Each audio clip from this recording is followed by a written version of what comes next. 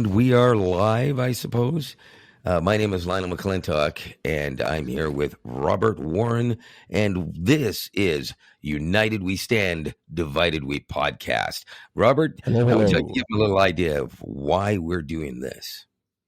So we are one American and one Canadian that have been talking about this for a long time, and we decided that we should just do it. And there's been a lot of things over time where, Canada doesn't do this, the U.S. doesn't do that, and nothing seems to be the same, even though we're supposed to be best friends.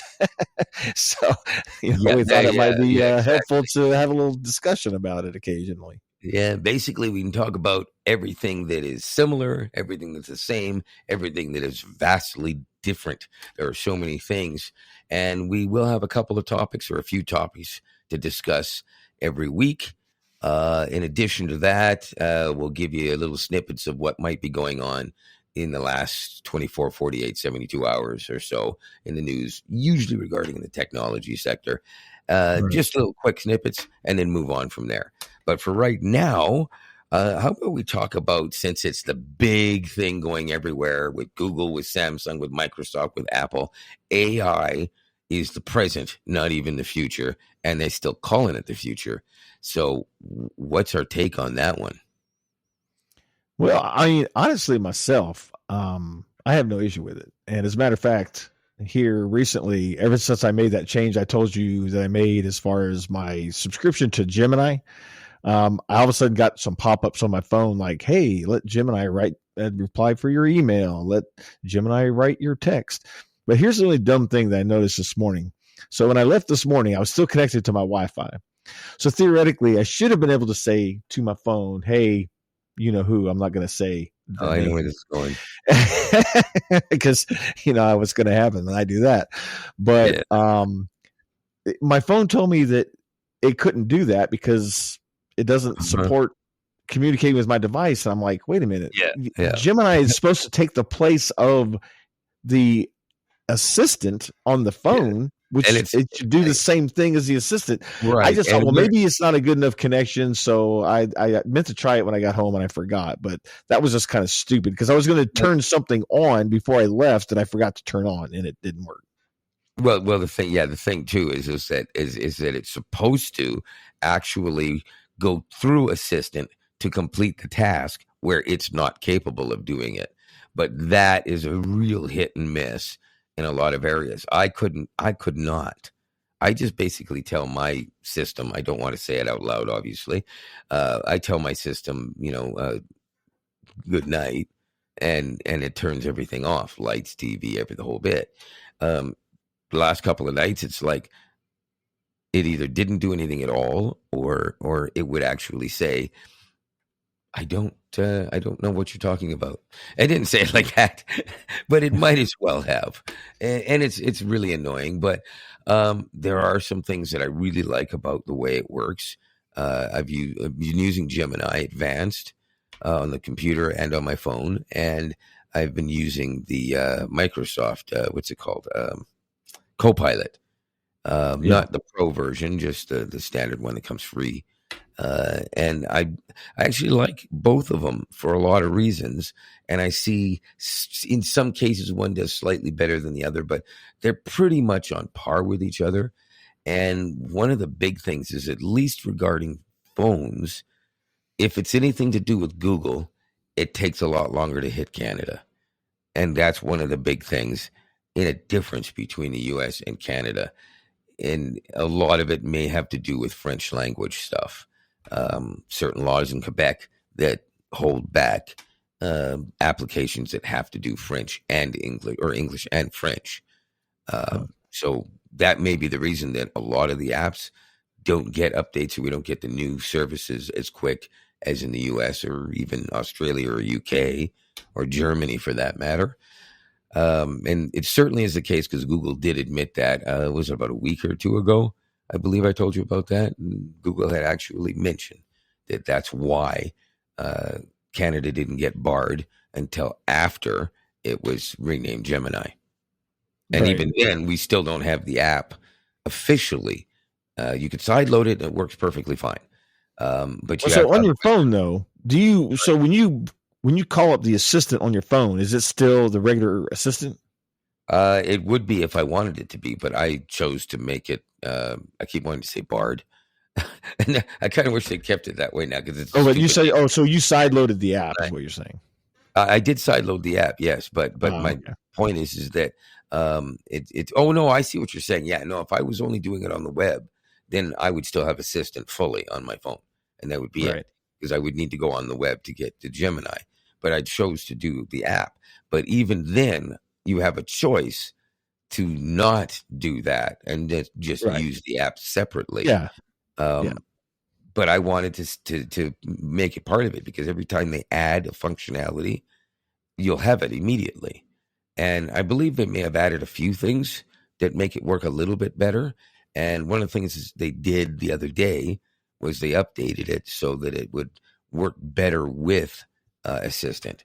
So when I first installed it, for instance, you couldn't tell it to turn your lights off at all. Well, that's kind of the point, though, to use it as the default. That's kind of what they want you to do. So why would you choose not to use it as default if you actually want to use it? So it doesn't make sense to me, but it's obviously still got some bugs and things got to get figured out, which is fine. I mean, I'm in technology. You've been in technology. We both understand technology, that especially with new stuff like this, it just is what it is. And, eventually it'll get ironed out and things will work. Or Google will bury it and kill it, and it'll never come back again. Yeah, part of the Google graveyard.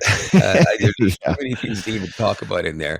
And no, you know what? A funny thing is, I'm not afraid they're going to do that to the Pixel phone. I'm really not. However, I'm afraid that every service that makes the Pixel great will eventually die. That might be the biggest problem. But in all honesty, if I didn't love Pixel phone so much, I may not be using much of Google at all, except for Maps and Gmail. And of course, searching the web. But at this point, it's getting to the point where as you use these AI tools, you're not really picking who you're going to search from. At some point, even Gemini is going to return a search result that, because of what you're asking for, is going to be found on a different search engine higher up than Google does, and it may actually be using that. I mean, because it's AI. If it doesn't, then it's not really AI, and it's fake, in my opinion, in that sense. So I can see it might take a few years, but it's going to get to the point where nobody's really going to go to Google anymore. Nobody's going to go to whatever Microsoft is calling their search now. I don't even know anymore. Nobody's going to go to Lycos. I'm sorry. Lycos. I'm sorry, I couldn't resist. Well, you go back. No one's going to use Netscape anymore. I just dated myself. Alta Vista. Rogers at home or Comcast at home. Yeah. You got mail. The first time I got a 1 meg modem, let me tell you, all my friends and I bragged. I got a megabit per second download, man. Yeah, run some AI on that. Why don't you? You know what? I wanted I should actually look up and see when the first online AI of any kind actually happened. It's probably long before the stuff we're talking about now. And there's got to be something somewhere. And but I doubt it was even sophisticated. I remember the first chatbots were absolutely terrible, but oddly, you could still talk to them. You can hardly talk to these AI chatbots now, which is kind of weird.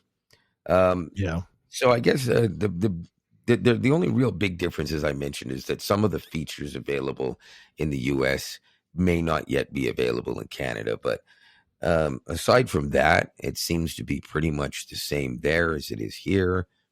And you know what? Put in the comments if you like AI, if you trust it, if you want to see it, if you think it's ridiculous and you're worried the machines are going to rise up against their overlords, which is us, then leave those comments. And is Will Smith going to have to come save us all, or something like that? I don't know. But for now, I'm not really worried about John Connor personally. but leave us a comment. What do you think about it? In the meantime, we could talk about something else too. Something else I had brought up earlier. This is something that Apple's had in the news in the last couple of days. And they have gone on record to say that they say do not put your wet phone in a bag of rice to dry it out. Yeah, see, I haven't heard that. So where did you hear that from? Because I have not seen that. Let me pardon me while I put on my old fart face here. I'm going to go right into here. And see, I'm going to use Google. I could ask Gemini, but why not, right? Apple rice. That's all that's okay. Except that the Google keyboard doesn't work and it puts some rice. That is something I might want to rant about at some point in the future. So let's just remember that. Well, Google has lots of subjects we can rant about. That's for sure. Yes, they do. It's not coming up the way I wanted to. You know what? I'm going to do this right while we're doing this. I'm going into Gemini. Forget it. This will be easier. All right. Opening up Gemini, and that is Gemini. And we're going to do this right here, right now. Article about Apple stating not to use rice. Now, the one thing about it is it does go on for a while before it'll give you an answer. Actually, that's not as bad as I thought. Okay, don't put your wet phone in Apple rice. I can't find the art. It's not. It's probably going to give you recipes for apples and rice. No. It gave me the right thing, but it did not. It did not cite an article, which is actually that's bad, in my opinion. It's got the news. It's not citing an article. It's not citing Apple. It's just mentioning. It specifically states, don't put your wet iPhone in rice. Apple explains why. For years, the go-to method for saving a wet phone has been putting it in a bag of rice, but Apple is now officially advising against it. It goes on to say tiny rice particles can get inside your phone, therefore damaging delicate components. This is, by the way, completely tiny rice particles. No, it's actually 100% true. That rice has dust. And yes, I know. Yeah, so it is true. Rice doesn't actively pull moisture out. That is 100% true. Your phone will usually dry naturally if left in a well-ventilated area. 100% true. Rice can cause corrosion. Again, this is something people don't realize, but this is actually true too, especially if your phone was exposed to liquids other than fresh water. So if there's actually moisture in it, the rice, if it actually were to soak up anything at all, may rot in the spot that it takes any of the moisture. In other words, locking the moisture further into the device, which could, of course, cause corrosion. What to do instead? Turn your phone off immediately. That's one everyone should know. Remove SIM card and any case. Absolutely 100% true. I don't generally take the SIM card out, to be honest with you, because it's in a watertight spot. So therefore, no. Place in a dry, airy location for several hours. It shouldn't take several hours if you have an IP6768 rated. But the whole point of that IP rating is that you shouldn't have to worry about but here's the problem: is that still be able to use your phone. Some people think they can still plug their phone in, and you shouldn't even be plugging your headphones if your phone is wet. To be honest with you, because it can still cause damage. Right. If the liquid detected alert appears, don't charge your phone until it's completely dry. Now, with any new Apple phone, Samsung phone, Google phone, Pixel phone, or as far as I know, even OnePlus phones, the last couple of them, you can't charge them anyways, because if you should get a notification that says dirt or moisture detected, that your port is turned off. And if you try to plug it in, absolutely nothing will happen. And you get a notification once it detects that it's dry. And the best thing to do if your phone does get wet and you're concerned about it is blow gently into the earpieces, into the if you have a headphone jack, which is pretty rare, or you bought a very inexpensive phone, and of course into the USB-C or Lightning port. If you have it, sorry, no offense. But that said, that's the best thing to do. Do that, leave it in a dry place. And usually anywhere from 20 minutes to an hour and a half, depending on whether you actually accidentally went swimming with it or if you just dropped it in the sink for 2 seconds.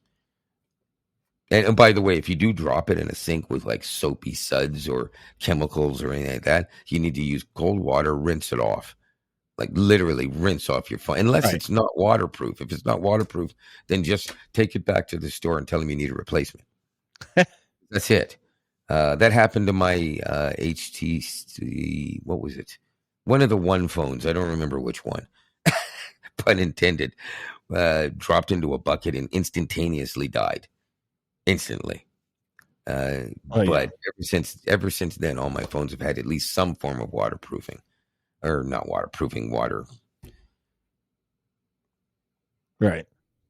Yeah. That's a whole. I mean, you know, they advertise the IP rating, and they say, oh, it's 5 meters for 30 minutes or 5 feet for 30 minutes.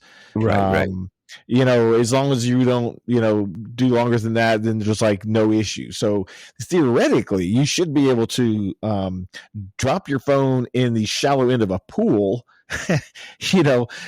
get it out in a couple of minutes and just dry it off, like you said, and everything's fine and dandy without doing anything. Absolutely, 100% true. So, and I think I've showed you the video of when I went to the lake this past summer with my Pixel 7 Pro. I went swimming with it in my hand in a deep lake. I dove off the boat and swam around shooting the video and underwater and everything. I did everything with it. One thing I did do was completely forget that I was wearing my watch. I actually didn't even remember that until I got home 2 days later. I was like, wait a minute, was I wearing my watch all that time? I mean, and the funny thing is, you'd think, okay, well, it's fine. This technically is rated for 5 atmospheres. This can go way lower than the phone can, and for a lot longer. But look at this, one little bump, bottom of the lake, right? Yeah. So, well, interestingly too, when I was on vacation, actually, I went to Costa Rica when my son got married, and we were in the pool, and I had, let's see, what did I was one of my Pixels. It was a Pixel 6, maybe the Pro. I don't remember. I think it was a 6, but at any rate, it was IP rated, right? And 67. I was in the pool taking some pictures, and I dropped it. I didn't even fret. I just I leaned down and picked it up, and I was like, oh, okay. And then it started acting weird. I'm like, uh-oh. But here's what I did, and I didn't realize it is, I hit the button on the side. Yeah. So when I hit the button on the side, it let water in the case. So apparently you can't touch any buttons. Oh. Because I just opened up the valve, so to speak, and just let water inside the phone, apparently. Because it wasn't underwater that deep or that long. It should not have been damaged. But I hit the button, and that's the only thing I can think of. I suppose that's possible, but I mean, like I said, I usually the button, because when your hands are wet, you can't use a touchscreen to take pictures, right? You have to use the volume button, and not an issue. 3 straight phones that I've done that. I don't know, but it's. By the way, I am not telling anyone they should go swimming and with their phones. That is a risk you take yourself. Do not do it because I said that I've done it, because you may be very unhappy with the results. A lot of people either lose their phone at the bottom of the lake, or they don't, but their phone stops working. So in reality, I got lucky. Yes, I've had 3 phones in a row I've been able to go swimming with. That's the first time I've done it in the lake and gone down like 4 or 5 feet. But don't. It's not a good idea. If And you by the have way, if on you're your in own the if you're in the recognizance on ocean, swimming, let us know how it went. yeah, if if you're anywhere near the ocean, you think of going in the ocean, don't do it with a phone. IP68 rated is not salt water. It has nothing to do with salt water, and it Yeah. doesn't have to do with Yeah. chlorinated pool water. So there's a lot of people think, oh, well, my pool apparently doesn't have chlorine, so I can go in it. Yeah, but there's 3 ways that you can go into a public pool that are actually clean. There's chlorinated public pools. There's ultraviolet public pools, and they're very few and far between. Is that how you say it? Few and far between. But Never even heard of an ultraviolet. I've heard, the salt water. No, and there are. chlorine, There are, but one thing you do want to do is you want to make sure that you don't take your phone in, because the only one it would be safe in would be the ultraviolet one, because it's not going to harm it. But a saltwater pool is actually got, oh, good Lord. It's not as salty as the ocean, but it's more than enough to corrode the heck out of your device, your phone or your watch. Don't take your watch with you either. And let's face it, most public pools don't even allow diving watches, because Well, I don't typically, swim with any of my electronics anyways, regardless. You shouldn't, but some people do. I mean, there are swimmers who like to swim with their watches, but some public pools don't allow it because they can get lost in the pool. People dive down to get it. Accidents happen, and they don't want that, right? So some public pools won't allow it, at least not during family swim hours anyways. But yeah, so you don't swim salt water or chlorinated water. If you drop your phone or your watch into the dish soap, it should be rinsed quickly if it's IP rated, rinsed quickly so that there's no residue, and then just a quick patting with a towel and leave it to dry in a nice ventilated area. Stick a fan on it if you want, as long as it's not really heavy, because you don't want to blow water into it, right? So there you have that. Apple and their rice. Who knew we'd talk about that for 12 minutes? That's interesting. Oh, boy. All right. Well, we can move on to another subject that I actually don't know as much about, but I thought it would be interesting to bring this up because it is obviously another thing that is the future. Well, in some places so far, and that's autonomous driving. And right now, the only autonomous driving that we're getting realistically, of course, is I want to say, that's not taxis. What's the right word for it? Ride share. So what is it called? Waymo, not to be confused with Venmo. Is that what it's called? Waymo? That's another thing Canada doesn't have is Venmo, but we'll discuss that some other time. We can get into that too. That'll be a good segue, actually. But San Francisco's little issue there, they're having some problems with theirs. They've been in the news quite a bit recently, and they've had a few crashes. Actually, they've had several, as far as I know, over the last, since they launched it. But certainly over the last several weeks or few weeks, there's been a couple of cabs but the same one was hit, or same vehicle hit by the same cab twice or something like that. I can't remember. I have to look that up now too. But what is interesting is I'm curious about how that works, because often I wonder if they brought it to Toronto, I would probably want to try it. I think I would get in just to see. Oh, I would try it 100%. But as something that would be there all the time, would I want to do it? I don't think I would. I think I'd be too afraid to try it, to be doing it all the time. Getting on that one trip just to try it out, I think I would love it. I probably enjoy it a lot. But if I had to go to work every day on one of those things, I don't think I'd want to. Here's the thing. And people get all upset about, oh, it's crashed, and they make a big deal. Oh my gosh, it's crashed. In that one autonomous crash, you probably had 15 human crashes that no one's talking about. Well, yeah, absolutely, but so I mean, when you look at the statistics, the human is going to be responsible for most of it. It is possible the machine could make a mistake, absolutely, but what about that drunk guy who doesn't care that the Waymo's in the middle of the intersection right now with the right of way? An actual driver might possibly know to either accelerate, turn, or brake, or any combination thereof to avoid said drunk driver. Whereas the Waymo might just go, oh, I guess I should speed up a little bit, still get clipped and put you off a pole and wrap you around a tree. I mean, I don't know how they I'm being negative. I realize develop the algorithm to understand, like, hey, this car is there and it shouldn't be. It's going to occupy the same space as me or whatever. It's thinking in its electronic brain, but the amount of miles that autonomous driving has driven, and you take the number of accidents that have occurred, is statistically very low if you look at the numbers. And again, reaction times, sleepy driving, I mean, all the things, I would take an autonomous vehicle over a human driver any day. I just think that, yes, there's things that still need to be perfected. Like, for example, how does it know when it's snowing and there's snow on the ground? How does it know where the road is? Because, hell, I don't know where the road is sometimes. Well, so there's a lot of things that you got to figure it out. But as a Canadian, I'm pretty sure I know exactly where the snow is, and it's underneath the dang tires that are spinning.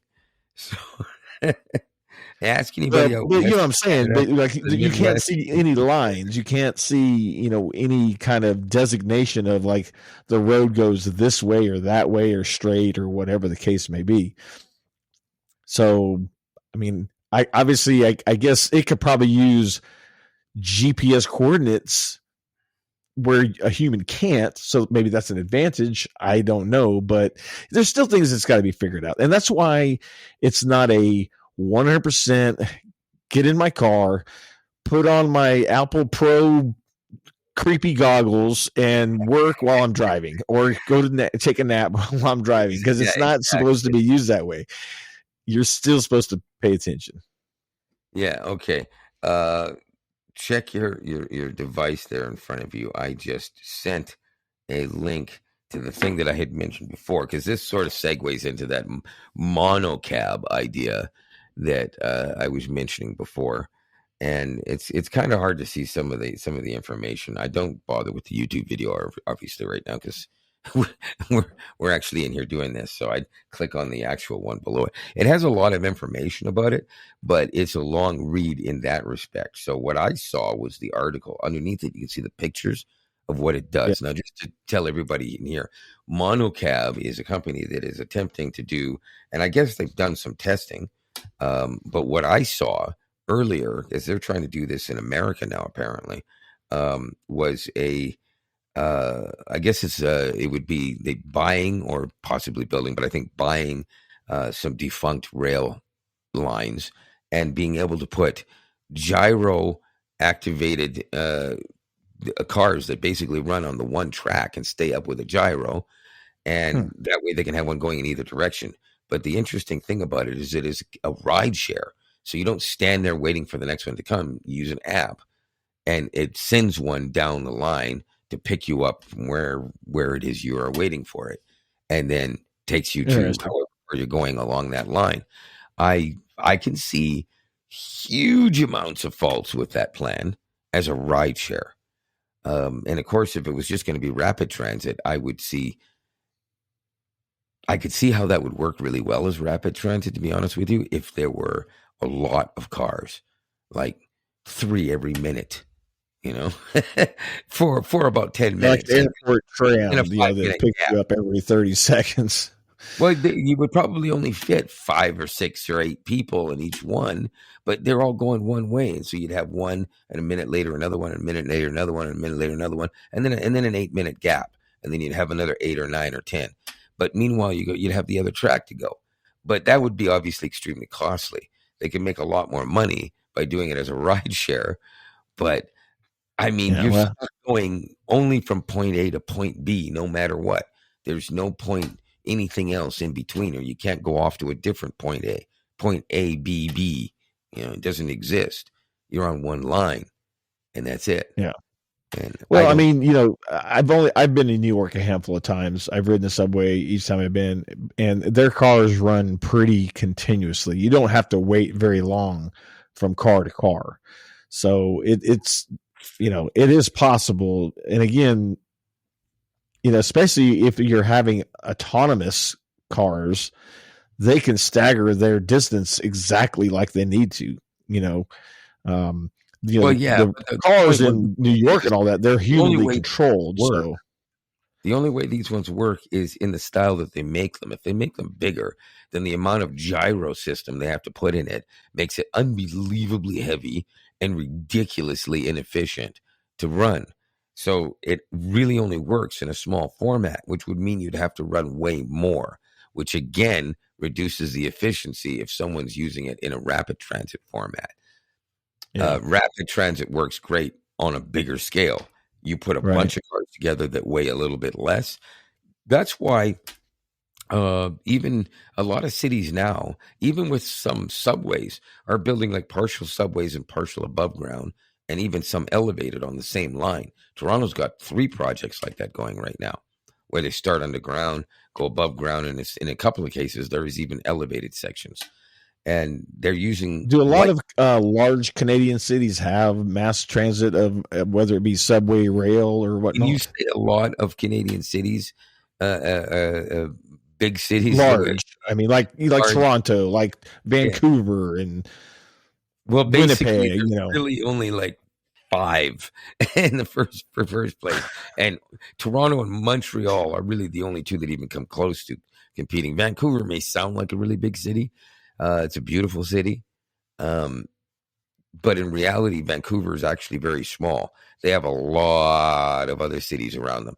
Think of them as more like a Dallas with a whole bunch of. Yeah, well, I mean, you could still have a tram or a railway. They do. They're still big enough for that. They have an elevated thing but I can't remember what they call it, but it's been around for decades, and they're very proud of it out there. Montreal has a more extensive subway system than Toronto. Even when Toronto's finished building the next 3 that they're working on right now, they'll still be behind Montreal because Montreal built theirs out so much faster. They started later than Toronto and built it out much faster. Well, that's the thing where the U.S. is failed, in my opinion, is mass transit. Because not everyone. Some of them have. New York's system is so extensive, it's hard to call the whole thing as a whole a failure. I don't think New York's is a failure at all. I think New York's is probably the biggest success. As a whole, mass transit in the United States is terrible. Oh, okay. It's a failure. Well, where's most cities, like let's take Nashville, for example. Nashville is a fairly large, spread out metropolitan base. Right. It's right at 1 million people.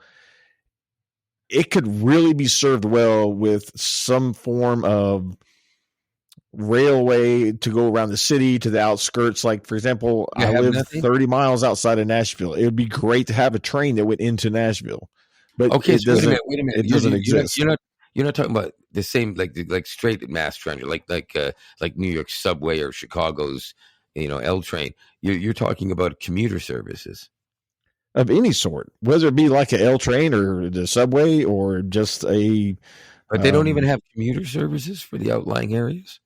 There's one train called the Music City Star, I think it is. It's a crappy old train that literally goes down. It's. I see now. There's small things that exist, but as a whole, in a large scale, right, it's a miss, and it's like that in a lot of cities. Well, I'll give you this. For our larger cities, here's what I can tell you. I already mentioned Vancouver. I don't know the ins and outs and the details. I do know that they've had a rapid transit system there for decades. And people love it there, and they seem to do fine with it. Maybe they need better, maybe they need more, but that's something you actually, if you live in BC, if you're in the Vancouver area or Burnaby or anything like that, leave us a comment. Let us know. Tell us about it, and we'll talk about it.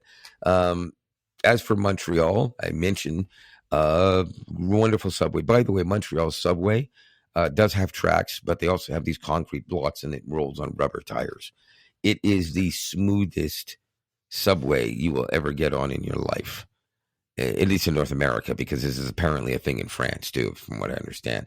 But that's only what I've been told. I don't know. When I went to Europe to visit my son in 2019, we were in Italy, and we took the train from Naples into Rome, then to Milan, and it was a high-speed 200-mile-an-hour train that felt like I was floating on air. It was amazing. I was like, I don't even understand how this is possible, because it was fantastic. Let me just stop you right there, because that's literally going into a completely different subject. That has nothing to do with mass transit. No, but I'm just saying railway in general. I get that, but like we have Amtrak here, and Amtrak is but I'm talking about subway trains. This is a subway train that is running on rubber tires. It's absolutely fantastic. It's not quiet, and I hate it. I'm not even kidding. It's extremely loud, and I hate it. But Toronto, of course, has our subway system, which is growing. We have light rail transit. We still have streetcars. But now we have the newer streetcars that are actually 2 or 3 strung together, or 4 even, because there's short sections. And I refer to them as trams. If you go anywhere in Europe, they wouldn't call them a streetcar; they'd call them a tram. That's what they are. And they're actually really comfortable and very efficient. The only U.S. city I can think of that has trams is San Francisco. I mean, I could be wrong. So if you live in a city that has trams, those are trams. Whatever you want to call it, streetcar, tram, whatever you want to call it. No, those are trolleys. That's I'd be curious. Those are trolleys. Nobody else has trolleys. They're just you got to go to Europe to see a trolley somewhere in the mountains somewhere. But in any case, Ottawa now has a light rail transit system. They have a few lines, and they have theirs running. Calgary's had an LRT, and so has Edmonton for decades. They have at least 2 or 3 lines each, or something like that. The way those cities are built out, they just don't need this massive network the same way. But they're building them out as their cities are getting bigger.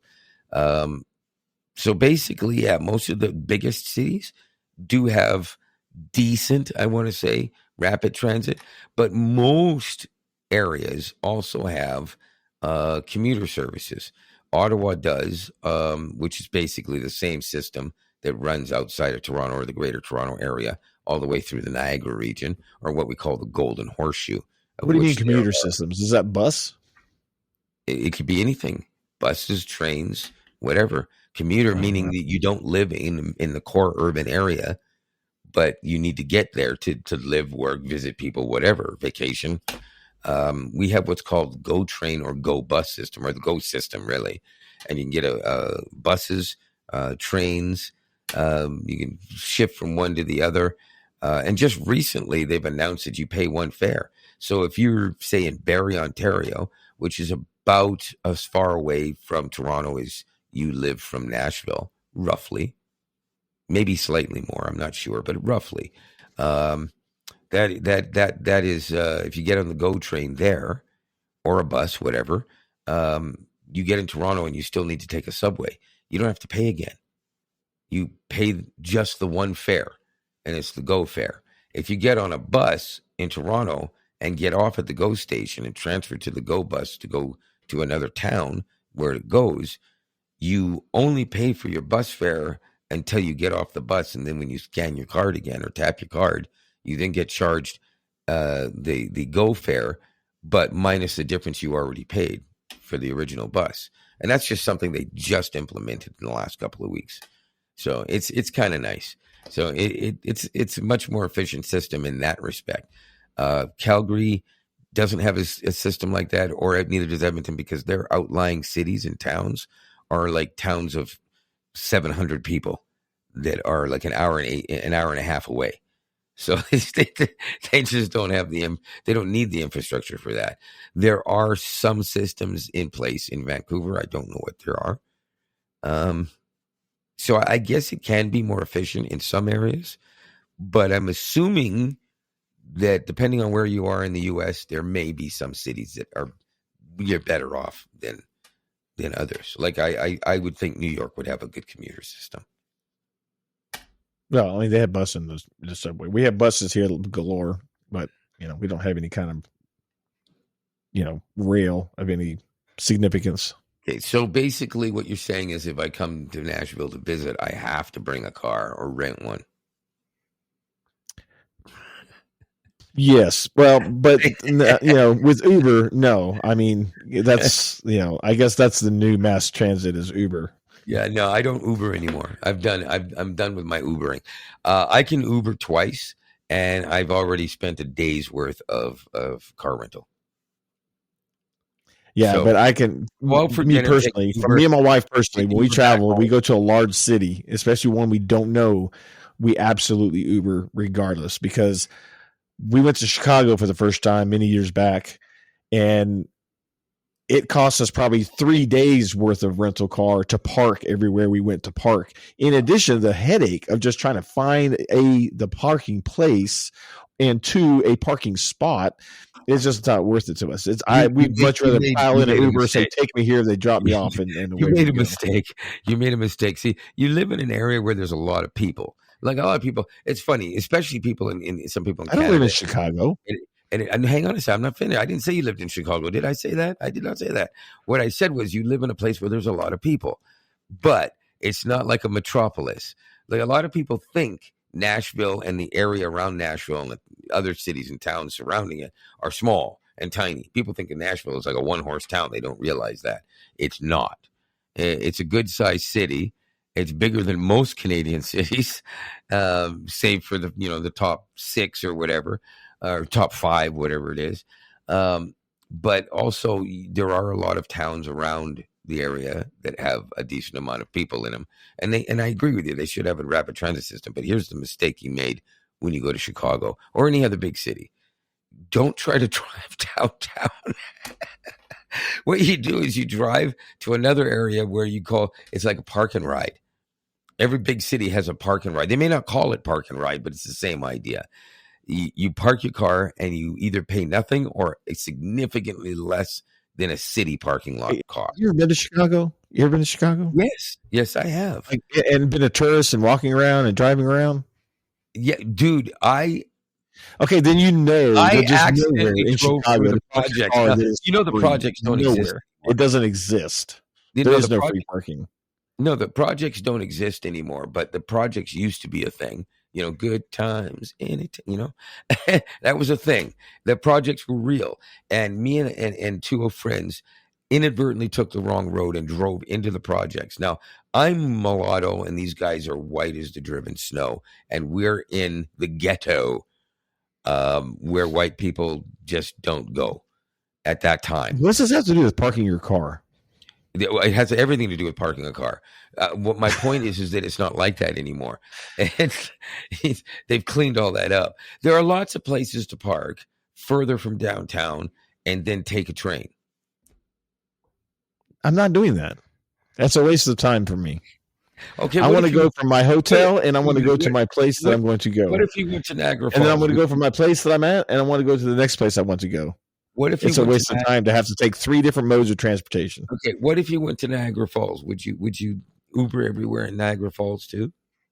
Well, I don't know. I've never been to Niagara Falls, but if a city that I've never been to, more than likely I would. Yes.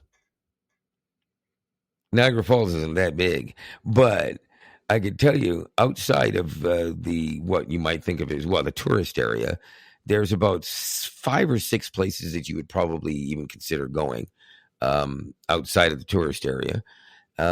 So that is an area where you actually would want to just take the car and you find one of the 7 parking lots where you're going to find parking. It's going to cost you $30. You leave the car there for the day and you walk around all day. It's not that big a place. Well, that's a different scenario. And those things I investigate before I go somewhere. Like when we go to Louisville, I don't typically Uber in Louisville. Louisville's a cool little city. It's got a lot of cool history to it. We'll typically go park, walk around. Been to the Baseball Hall of Fame, I'm assuming? Been to the Baseball Hall of Fame. Been to some concerts there. The Kentucky Fried Chicken Arena, the KFC Arena. My God, is that what they call it? Yeah. But there's some cities that to me it's not worth it. I don't want to fool with parking. Some cities are just too hard to get around in. No, I you know what? I completely agree with you. In all honesty, last time I drove to Montreal, I made up my mind I was never going to drive downtown again. I love going downtown in Montreal, but I honestly driving downtown in Montreal is as bad as driving downtown in Toronto. I live here and I will not drive downtown anymore. I had one lot that I was willing to go downtown anytime because there was always a spot in that lot and it always cost me about $13-14, something like that, to park for like 5 hours or something. And I had no problem with that. I no problem. And then the parking lot closed because they were building condos, so I parked in the street. It was the last what do you call it? Metered parking on the street that would be I guess what you'd think of as an older amount that they were asking for. So I could basically park for like $6 for 3 hours and then go back 3 hours later and do it again. I didn't even have to go back. Sorry, my mistake. It's all in the app on a phone. So you just go into your phone and go, I mean, look, minutes, I'll do it I again. even pay for a parking spot that. in Nashville, right? I pay for a parking spot. I pay for a parking spot in a garage in Nashville. Right. And when we were going to the Nashville SC games, their parking around the stadium is atrocious. We would drive to my parking spot, park my car, take an Uber from downtown Nashville, which is 15 minutes to the stadium, and then back to the car. Because getting your car, it took us 2 hours to get out of our parking spot the first time we went. Whereas I can Uber from there back to my car in 20 minutes. It's just not even worth it. I totally get that. And it's like, as I was saying, that parking spot that I was talking about on the street, it just became too, it got shut down. Like the condo took over the entire thing. There is not a single parking place anywhere in downtown Toronto that won't cost you a minimum of $20 for like 1 hour. And I'm sorry, I'm not paying $20 to have my car sit for an hour. What are you kidding? It takes, I parked the car and it's going to take me 45 minutes just to get where I'm going. And then I'm screwed. So that's why I bought the parking spot. I have to either walk out, get to the bus, take the bus to the subway, and then go downtown, or I have to find a park and ride spot and then go downtown from there. And I'd probably do the park and ride. Like depending on how late I was planning on being, I'd probably find a mall about halfway to downtown from where I live, and I would just park, along the subway line. I mean, and just park in the mall parking lot, and then jump on the subway, go downtown for a few hours. Jump on the subway, come back, get in my car, and Bob's your uncle. I'm on my but that's why that's why I chose to get a parking spot in a parking garage in Nashville, because the cost of parking now for like when we go to Predators games or if we just want to go to dinner or whatever the case may be, it's $20-$25. It's not an hour. It typically is a 3 or 4 hour time frame, which is fine. But for what I pay for the parking spot, I average, for the amount of times we go into Nashville, it averages out about $15 a parking instance, as opposed to 20 or 25. So I'm actually saving money by renting a spot. It's ridiculous. I totally get that. But I do have to say this.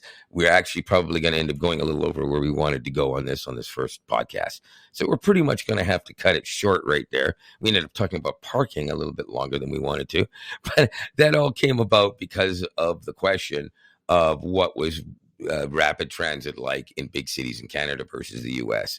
So apparently, and I have heard things like this from other people before, a lot of Canadian cities are doing a little bit better than a lot of the big American cities in that respect. But I don't think that is completely global in that situation, because I have actually heard that New York's system is better than Toronto's. And I've heard this from people who are from New York, who come here and say, we like yours. They love it, but it's not big enough. There's not enough.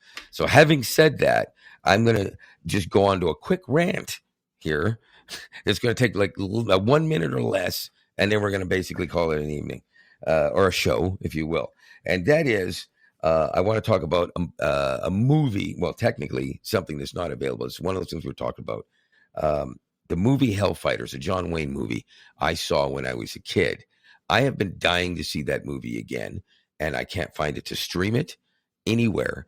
I mean, I can't even pay for it. I don't think. I think I can in one spot, but I can't stream it anywhere where it's available because everywhere it's available is only available on the American version of the app or an app that's not available in Canada. And I don't understand why that's a thing because it's not like it has some problem with Canada. There's a number of movies I like that, and Hellfighters is a great one. So if you're also Canadian and you wish you could see some movies that you've noticed are available on Netflix in US but not in Canada, and there's no real reason why, and I'm not talking about new movies because Hellfighters is old. What's the licensing issue there? Right? Leave us a comment and let us know how you liked it. Don't forget to hit the like and subscribe and also the bell icon. And we will see you next week. Robert, you got some last thing to say and we will get on. I'm just looking for my America GIF. I can't seem to find it, but I'll have it ready for you. We'll worry about that another time. So we got to get going because it's been 50 minutes already. So thanks for watching United We Stand, Divided We Podcast, and we will see you again next week. Have a good one.